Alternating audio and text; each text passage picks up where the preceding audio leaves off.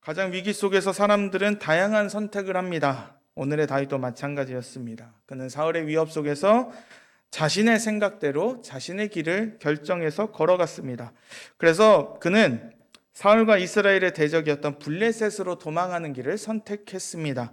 인간의 눈으로 보았을 때는 탁월한 선택과도 같습니다. 사울이 차마 찾지 못하는 대적의 품으로 다윗은 달려갔다는 것입니다. 그러나 그는 거기서 배척당합니다. 그리고 그는 거기서 미친 척을 해야만 했습니다. 결국 하나님은 다윗을 지켜내셨습니다. 그들의 대적을 향해 가는 길에서 하나님의 왕으로서 세워질 다윗을 악인들의 품에서 지키시고 그를 다시 하나님의 백성들의 왕으로 세우시는 일을 계속하셨다는 것입니다. 인간은 하나님의 계획을 늘 망치고 어깃장을 놓지만 그러나 다시 그 자리로 인도하실 하나님의 놀라운 계획이 있음을 우리는 알고 있습니다. 성경은 그런 이야기로 가득합니다. 인간이 스스로 길을 찾고 심지어 내가 하고 있는 이 길이 하나님을 위한 길이다 해서 일을 한다 할지라도 인간은 자신의 힘으로 하나님의 일을 이뤄낼 수 없습니다. 인간은 연약합니다. 이 길을 스스로 만들어낼 능력도 없고 지킬 힘도 없다는 사실입니다. 오직 하나님만이 자신의 계획을 그대로 이루시는 분이십니다. 하나님은 자신의 백성을 향한 계획을 가지고 완벽하게 이루시고 있습니다. 하나님의 뜻과 계획을 막는 존재는 없습니다. 하나님의 뜻은 바로 하나님의 백성들을 통해서 우주와 자연, 인간의 역사, 그리고 여기에 모여있는 우리 개인의 인생들을 통해서 계속해서 지금도 그렇게 이루어내고 있습니다. 그것이 오늘 하나님의 사람과 하나님이 없는 사람의 두 대비를 통해서 우리에게 전달되고 있습니다. 그것을 통해서 우리는 하나님의 백성으로 서 있어야 할 때와 그것을 더 알고 나아갔으면 좋겠습니다. 그러므로 여전히 이 시대를 향한 하나님의 백성들을 통해서 이루실 그 일을 기대하며 나아갔으면 좋겠습니다. 하나님은 오늘도 하나의 역사를 이루시고 있습니다. 하나님은 이제 자신의 마음에 합한 왕을 세우시는 그 과정 속에서 하나의 장소에서 그 일을 이루시기로 하셨습니다. 먼저 아둘람 굴이라는 곳입니다. 구약에서 동굴, 굴이라는 곳은 피난처와 같은 크게 두 가지의 뜻을 가지고 있습니다. 첫 번째가 피난처의 뜻이고 두 번째는 무덤, 묘지와도 같은 곳입니다. 피할 수 있는 곳인 동시에 죽음의 장소, 인생의 마지막의 장소가 동굴입니다. 하나님의 사람인 다윗이 적 앞에서 미친 척을 하고 그가 도망친 곳이 어디냐면 이스라엘 저 귀퉁이에 있는 어느 곳에 아둘람이라고 있는 곳에 하나의 동굴이었습니다. 다윗은 이 장소에 이 동굴에 들어가면서 다시금 하나님을 생각할 수밖에 없었습니다. 하나님의 기름 부음을 받았던 다윗이 이제 가야 할 곳이 없어서 이제 동굴에 피해야 할 순간이 왔다라는 것입니다. 다윗은 그런 상황 속에서 이렇게 하나님을 찬양합니다. 시편 57편입니다. 그는 여기서 이렇게 찬양합니다. 1절 보겠습니다. 하나님이여 내게 은혜를 베푸소서, 내게 은혜를 베푸소서. 내 영혼이 주께로 피하되 주의 날개 그늘 아래에서 이 재앙들이 지나가기까지 피하리이다. 다윗은 이러한 하나님께 자신의 상황에서 피할 곳으로 이 아둘람굴을 하나님께서 선택하셨음을 보고 거기서 하나님을 찾기 시작합니다. 재앙과도 같은 이런 상황 속에서 다윗이 찾았던 진정한 피난처는 이 굴과 함께 이 굴에서 허락하신 하나님이었습니다. 하나님이 주신 이 동굴에서 하나님의 일이 계속해서 이루어질 것임을 다윗은 계속 간구했다는 것입니다. 그리고 자신의 기도를 들으신 하나님이 어떠한 분이신지 바로 알고 시편 57편 2절 3절은 그런 하나님을 이렇게 선언합니다. 내가 지존하신 하나님께 부르짖으며 곧 나를 위하여 모든 것을 이루신 하나님께로다. 그가 하늘에서 보내사 나를 삼키려는 자의 비방에서 나를 구원하실지라. 하나님이 그의 인자와 진리를 보내시리로다.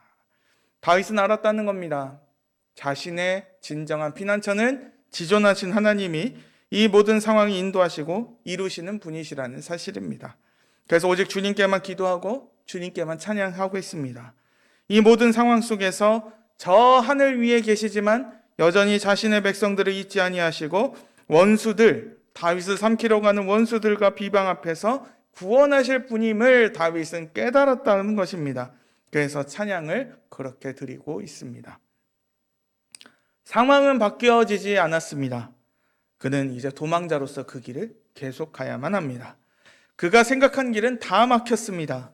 그가 찾았던 골리앗의 칼은 아무런 도움을 주지 못하고 있습니다.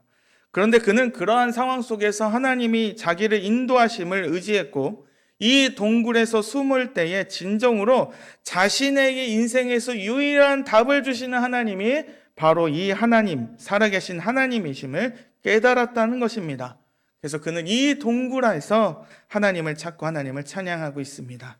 자신의 백성들을 끝까지 인도하시고 기억하시고 모든 일을 이루시는 하나님이 그 동굴 속에서 다윗을 위해서 일하고 계십니다. 그래서 다윗은 이 동굴에서 하나님을 다시 찾기 시작합니다. 그런 다윗에게 사람들이 모여들기 시작합니다. 하나님은 그저 다윗 혼자서 이러한 하나님의 역사를 이루는 것이 아니라 다윗이 이제 왕으로서 그의 백성들과 함께 왕으로서 그 역할을 감당할 수 있게끔 그 일의 시작을 이 아둘람 동굴에서 인도하셨습니다. 이제 이스라엘의 반역자가 된 다윗에게 그의 가족이 찾아왔습니다. 그와 함께 다양한 사람들이 찾아왔습니다. 오늘 본문에서는 환난당한 모든 자, 빚진 자, 마음이 원통한 자가 다윗에게 모였다라고 얘기합니다. 이제 다윗과 함께한 사람의 숫자가 400명이나 될 만큼 다윗의 동굴에 그러한 사람들이 모여 있었습니다. 가족이야 다윗이 반역자가 되었기 때문에 그 동네에서 살 수 없었으니까 그냥 여기 왔다라고 생각하면 될 것 같습니다. 그럼에도 불구하고 도망자가 된 다윗에게 찾아온 사람들이 어떤 사람들이었는지 우리는 봐야 합니다. 그들은 용사가 아니었습니다. 처음부터 용사들이 다윗을 찾아온 것이 아니라 다윗을 찾아왔던 그들은 성경이 말하는 대로 환난당하고 미치고 마음이 원통한 사람들이었습니다. 다양한 해석이 있었겠지만 이들은 기존의 사울의 왕국에서 지도층으로 살고 있었던 사람들은 분명히 아니었다라는 것을 볼 수 있습니다. 그들은 사회에서 고통받고 슬픔이 많고 어쩌면 사회에서 추방된 사람들과 같은 그런 모습을 가진 사람들이었습니다. 힘이 필요한 상황입니다. 다윗은 군대가 필요했고 다윗을 지킬 만한 사람들이 필요해서 다윗에게 오는 사람들이 좀 더 유력하고 유명한 사람들이었으면 더 좋았겠지만 하나님은 이 세상의 기존에 힘이 있었던 사람들을 다윗에게 붙여주신 것이 아니라 자기 목숨 건사하기 힘든 다윗에게 세상의 멸시와 천대를 받고 아무런 대우를 받지 못한 사람들을 그에게 붙이셨다는 것입니다. 피난처와 죽음의 장소였던 아둘람의 동굴에 모여있는 다윗과 그와 함께한 400명의 환난당한 모든 사람, 빚진 사람, 마음이 원통한 사람들이 모여 있습니다. 근데 다윗은 그들을 버리지 않았다는 사실입니다. 그들을 다시 돌려보내지 않고 다윗의 길에 같이 가는 동역자들로 이 400명을 세우기 시작합니다. 그리고 다윗은 앞으로 가야 할 길을 위해서 자신의 부모를 이제 모압 왕에게 잠깐 맡기게 되었습니다. 그런데 다윗은 이전과 다른 선택을 하게 됩니다. 이전에 혼자서 도망할 때 다윗은 블레셋 가드왕 아기스에게 의탁을 하려고 찾아갔습니다. 블레셋에서도 그랬으니까 만약에 다윗이 자신과 함께한 백성들과 함께 모압에서 의존할 수도 있었을 것 같습니다. 그러나 오늘 다윗에게 하나님의 말씀이 선지자 갓을 통해서 주어집니다. 하나님은 다윗이 그와 그를 보고 따라온 400명과 함께 모압에 거주하는 것이 아니라 다시 이스라엘로 돌아가라고 말씀하셨습니다. 요새에서 그냥 그곳에서 가만히 있거나 그곳에서 사울을 기다리는 것이 아니라 다윗을 찾는 사울의 눈이 가득한 이스라엘 땅, 유대 땅으로 그의 백성들과 함께 가라는 말씀 속에 다윗은 순종했습니다. 그는 바로 자신의 인생을 지키시고 인도하시는 하나님의 말씀을 전적으로 따랐습니다. 끝까지 나아갔습니다. 그래서 다윗과 이 400명은 다시 이스라엘 땅으로 돌아갔습니다. 그와 함께 이제 반대되는 인물을 한번 살펴보도록 하겠습니다. 이제 여전히 이스라엘 왕이었던 사울은 자신의 백성들을 모으고서 자신의 자리를 더 공고히 지키려고 합니다. 그는 자신의 능력, 사울의 단창을 들고서 다윗과 다윗을 함께하는 사람들을 상대하고자 했습니다. 근데 그가 그 안에서 벌였던 일이 참으로 충격적입니다. 그는 자신의 백성들을 선동합니다. 그는 거짓말로도 이렇게 자신의 백성들을 세워나가고 있습니다. 그리고 여전히 자신과 다윗을 비교함으로 자신의 세력을 세우고자 한 역할을 하고 있었습니다. 그런 사울에게 에돔 사람 도액이 찾아옵니다. 그리고 다윗을 도운 제사장 아히멜렉의 일을 고발합니다. 이로 인해서 피바람이 불어닥칩니다. 하나님의 사람이 아니고 이제 이스라엘의 왕위를 지키고자 했던 사울은 완전 미치광이가 되었습니다.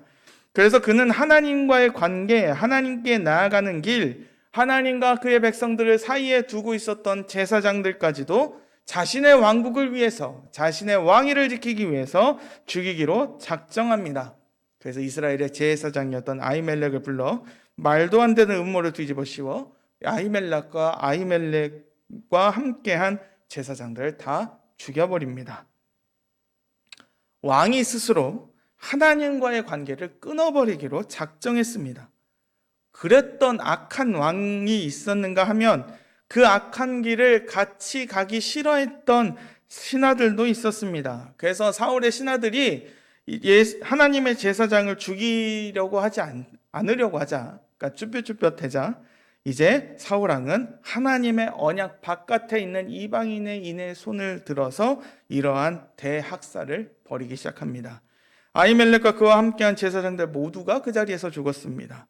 심지어 에돔 사람 도액은 노브로 가서 사울의 명령대로 제사장의 에봇을 입은 사람 85명, 그곳의 남녀 아이들, 유아, 소, 나귀, 양들을 칼로 쳐버렸다라고 얘기합니다.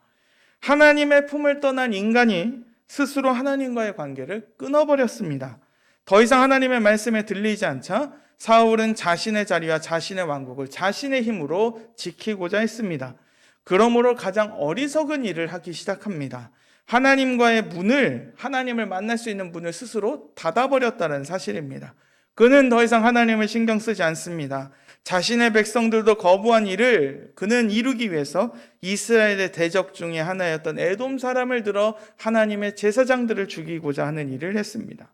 진정 어리석고 잔인하고 파멸적인 결과의 일이 시작되었습니다. 그런 상황 중에 살아남았던 아히멜렉의 아들 중에 하나가 있었습니다. 아비아달이라는 제사장 하나가 다윗에게로 도망칩니다. 그런 일을 모두 알았던 다윗은 이런 결과로 이 아비아달 제사장을 품고 같이 가게 됩니다. 다윗이 도망한 길에서 있었던 결과였습니다. 다윗이 아히멜렉 제사장을 찾아가지 않았다면 이런 일이 벌어지진 않았을 겁니다. 근데 다윗은 그러한 책임을 분명히 지고 있습니다. 그리고 이 아비아달 제사장을 함께 하기로 합니다. 다윗과 아비아달의 목숨은 하나로 묶여 있습니다. 이런 결과로 다윗과 사울의 길은 점점 더 벌어지기 시작합니다. 하나님의 말씀과 함께한 다윗과 스스로 자신의 길을 가기 위해서 하나님과의 길을 끄는 사울의 결과입니다. 두 사람의 차이는 결국 하나님과의 관계의 차이입니다. 하나님과 동행하는 사람이었던 다윗과 하나님을 거부한 사울의 차이라는 것입니다. 하나님의 말씀에 순종했던 다윗과 하나님의 말씀을 거부하고 거짓과 선동으로 자신의 자리를 찾으려고 했던 사람의 결과인 것입니다. 하나님의 말씀에 순종한 다윗에게는 이 세상 저 밑에 있는 사람들이 모여들었습니다. 그들은 아둘람의 동굴에서, 모압에서, 다시 유다의 헤레스폰에서 이어지는 도피하는 인생들의 연속이었습니다. 그러나 하나님이 그들과 함께 했습니다. 하나님의 제사장과 선지자를 통해서 다윗은 하나님을 의지하고 하나님께 더 나아가는 인생이 되었습니다. 도망자의 길이었고 주어진 상황은 전혀 바뀌어지지 아니었지만 바뀌어진 것은 하나도 없었지만 이 백성들이 하나님과 함께하는 백성들이었습니다. 그래서 하나님은 이러한 백성들을 점점점 바꾸어 가기 시작하고 있습니다. 다윗은 이러한 동굴 속에서 또 다른 시였던 시편 142편 마지막 6, 7절에서 이렇게 고백합니다. 6, 7절 우리 다 같이 한번 읽어보겠습니다. 나의 부르짖음을 들으소서. 나는 심히 비천하니이다. 나를 핍박하는 자들에게서 나를 건지소서. 그들은 나보다 강하니이다. 내 영혼을 옥에서 이끌어내사 주의 이름을 감사하게 하소서.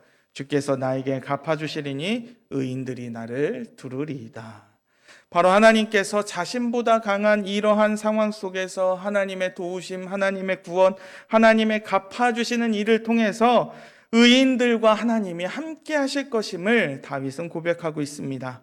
다윗은 지금도 계속되는 이 어려운 일들이 가득하고 원수들이 강력하고 도무지 피할 길이 없어 보이는 그때에 하나님을 보았습니다. 그리고 하나님의 놀라운 변화를 일으키실 것임을 보았습니다. 다윗과 함께했던 400명의 사람들이 바로 하나님의 의로운 백성들로 변화될 것입니다. 이제 세상에 억울한 사람들, 환난당하고 빚지고 마음이 원통했던 그러한 사람들이 하나님의 의인이 되게 하는 놀라운 일을 하게 하실 것이라는 겁니다. 하나님의 백성들이 바로 이 굴에 모여서 그 길을 통해서 바뀌어지게 될 것입니다. 하나님은 이러한 다윗의 왕의 역할과 함께 다윗의 이야기를 통해서 피난처 되시고 죽음의 공간에서 하나님의 일을 이루실 것임을 보여주고 있습니다.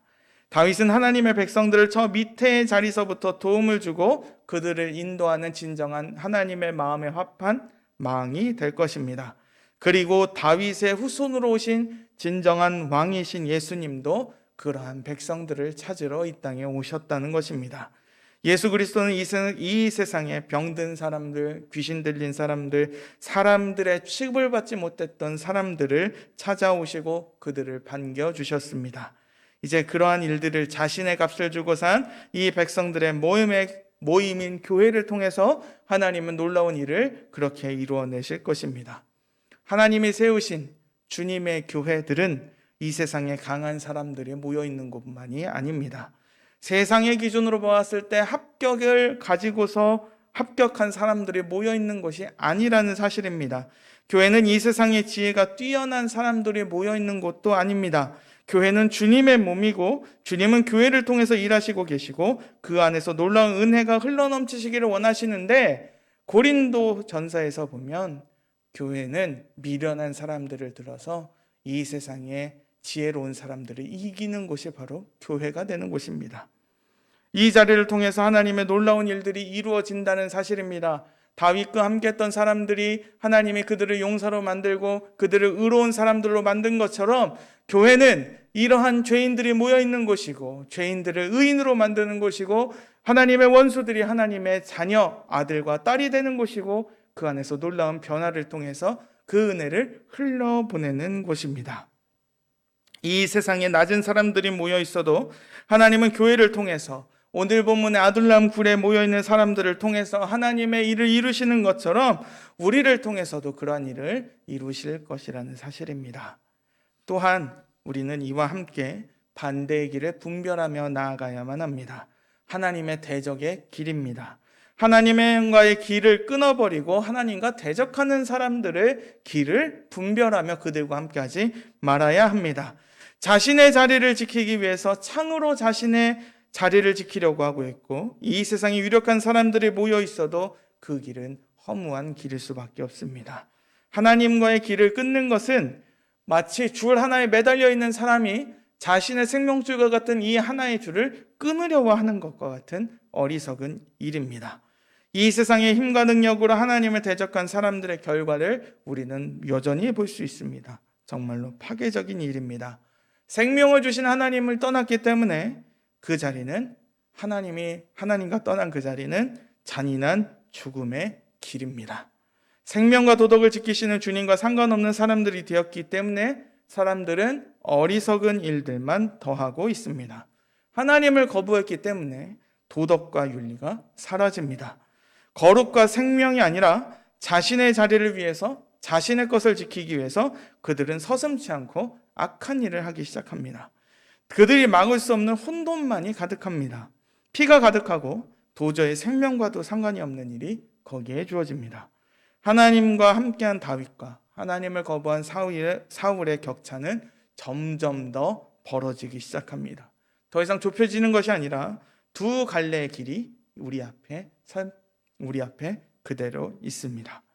우리는 그 가운데 명확한 길을 찾아야만 합니다. 눈에 보이는 것과 내 손에 잡고 있는 것에 우리는 집중해서는 안 됩니다. 그것을 의지하고 가장 먼저 찾는 것이 내 손에 쥐어 있는 것, 내 눈에 보이는 것이 아니라 눈에 보이지 않는 하나님이어야만 합니다. 하나님과 동행을 해야 합니다. 하나님의 은혜의 자리에, 말씀이 있는 자리에 우리는 늘 함께하기를 소망해야 합니다. 그리고 하나님의 사람들과 그런 자리에 함께하기를 우리는 같이 해야 합니다. 그럴 때 여기에 임하시는 하나님의 능력과 변화와 사랑을 경험할 수 있습니다. 그러므로 지금의 상황보다 위대하신 하나님의 놀라운 일을 우리는 경험하게 될 것입니다. 하나님은 그렇게 하나님의 백성들, 하나님의 사랑하시는 교회들을 통해서 이 세상에서 누구도 볼 수 없었던 그 일들을 이루시고 있습니다. 상황 속에서 진정한 하나님의 인도하심을 보시고 그 안에서 놀라운 은혜와 사랑을 경험하시는 우리 성도님들과 제가 되었으면 좋겠습니다.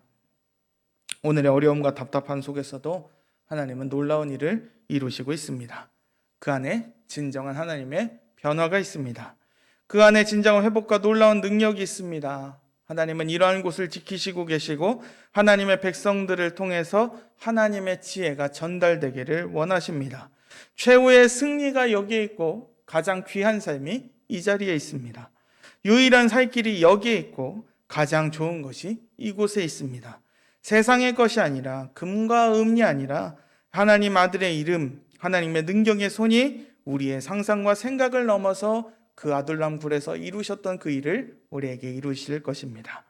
그리고 저 천국의 기쁨을 여기서부터 시작하며 우리는 살아가는 것입니다. 그러한 진정한 기쁨과 바뀌지 않는 하나님의 사랑과 이 세상이 줄 수 없는 부유함과 눈으로 가득한 하나님의 영광이 함께 하시는 우리 성도님들과 제가 되어서 우리가 정말로 하나님의 백성이 되어서 이 세상에 믿음의 승리를 거두시는 주님의 백성들이 되었으면 좋겠습니다.